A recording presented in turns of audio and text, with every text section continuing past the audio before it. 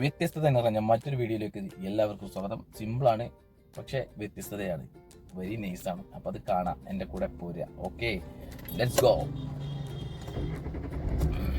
സ്റ്റാർട്ടാക്കി പാട്ടിട്ട് ഇനി നമ്മൾ ആ കാഴ്ച കാണാൻ പോവാണ്.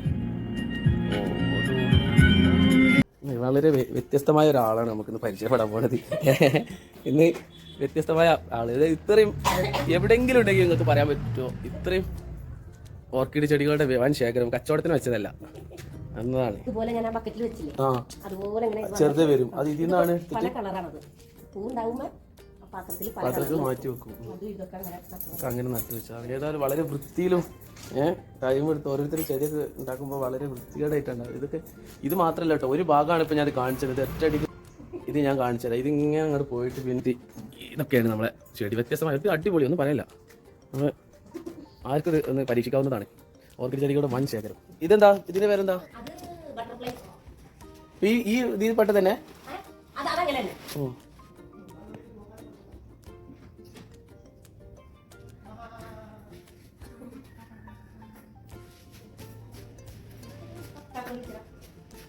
എത്ര തരണ്ട് ഇത്? ഒരു മൊത്തത്തിൽ നിങ്ങളെ റേറ്റ് ഒരുപാടുണ്ടല്ലേ?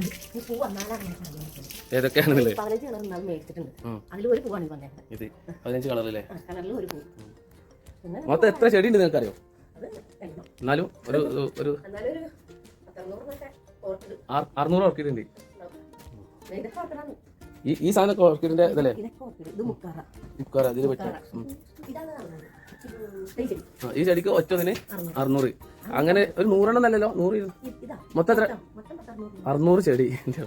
ഒരു ഇതന്നെ വെച്ചാൽ എത്ര? 600 ഇൻറ്റു ഒരു ഒരു 300 കിട്ടിയോ 400 കിട്ടിയോ? ഇവിടെ ഉണ്ട് 300. എത്ര? 600 ചെടി ഉണ്ടാവുകയാണെങ്കിൽ അതിന് ഒന്നിന് 400 വെച്ച് കൂട്ടിയാൽ, ശരാശരി 400 വെച്ച് കൂട്ടിയാൽ എത്ര ഉണ്ടാവും? ഇതെങ്ങനെ എക്സ്ട്രാ ഒരു ഇത് വന്നിരിക്കുകയാണെങ്കിൽ ഒരു പേര് സംഭവം.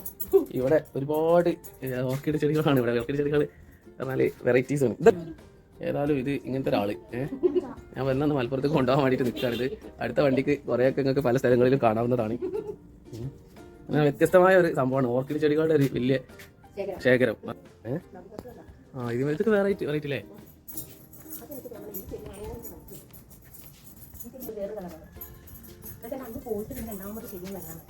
ശരിയായിട്ട് വരുന്നല്ലേ?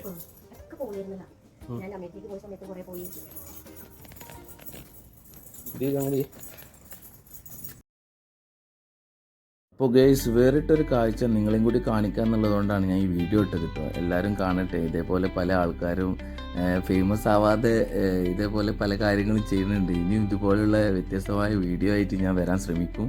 സംഭവം ഇതെനിക്ക് വളരെ ഇഷ്ടപ്പെട്ടു. ഓരോ പൂവും വളരെ സുന്ദരമായിരിക്കുന്നു. അത് വെച്ച രീതികളും വളരെ വളരെ ബ്യൂട്ടിഫുൾ ആയിട്ടുണ്ട്. അപ്പോൾ ഇത് എനിക്ക് നിങ്ങളെ കാണിക്കുക എന്ന് വിചാരിച്ചിട്ടാണ് സത്യത്തിൽ ഈ വീഡിയോ ഇട്ടത്.